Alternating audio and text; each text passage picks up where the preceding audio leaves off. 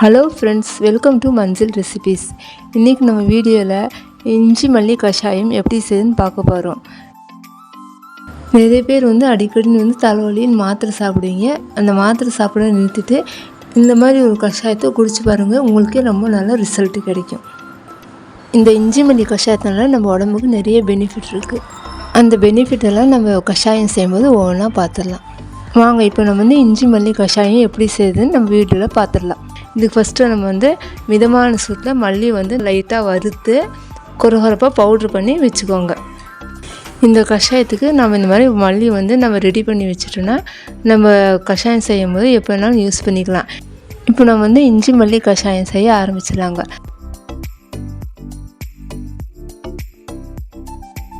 நம்ம stove on பண்ணி ஒரு பாத்திரத்தை வச்சிடலாங்க. அந்த பாத்திரத்தில் 1/4 லிட்டர் தண்ணி ஊற்றிடலாம். 1/4 லிட்டர் தண்ணி ஊற்றி 1 டேபிள் ஸ்பூன் நம்ம செஞ்சு வச்சுருக்க மல்லித்தூள், அது கூடவே ஒரு சின்ன இஞ்சி துண்டு எடுத்து பொடியாக நறுக்கி போட்டுக்கலாம். அப்படி இல்லைன்னா நீங்கள் இஞ்சி தட்டி கூட போட்டுக்கலாம்.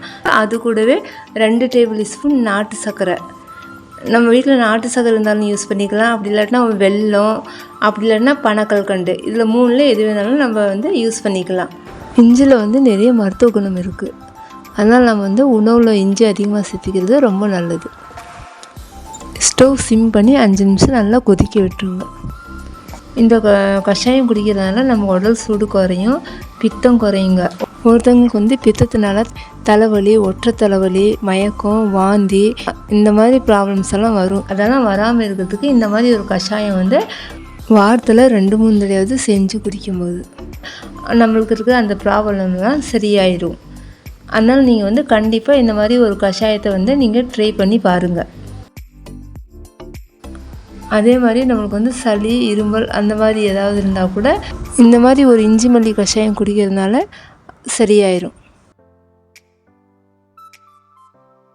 இந்த கஷாயத்தை நம்ம எல்லோரும் குடிக்கலாம். கண்டிப்பாக நீங்களும் வீட்டில் ட்ரை பண்ணி பாருங்கள். இந்த மாதிரி நம்ம ஒரு கஷாயம் வச்சு குடிக்கும்போது டைஜஷன் ப்ராப்ளத்துக்கும் ரொம்ப நல்லதுங்க. அதே மாதிரி எப்படிப்பட்ட தலைவலியாக இருந்தாலும் தலைவலி சீக்கிரமாக குணமாயிரும். இப்போ 5 நிமிஷம் முடிஞ்சிருச்சு. கஷாயம் நல்லா கொதிச்சிருச்சு. இப்போ நம்ம இதை வடிகட்டி எடுத்துடலாம்.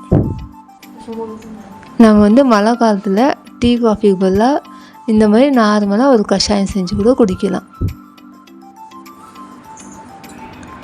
இந்த மாதிரி ஒரு மல்லி இஞ்சி கஷாயத்தை செஞ்சு பாருங்கள். இந்த வீடியோவை லைக் பண்ணுங்கள். மறக்காமல் மஞ்சள் ரெசிபீஸ்க்கு சப்ஸ்கிரைப் பண்ணுங்கள். தேங்க்யூ.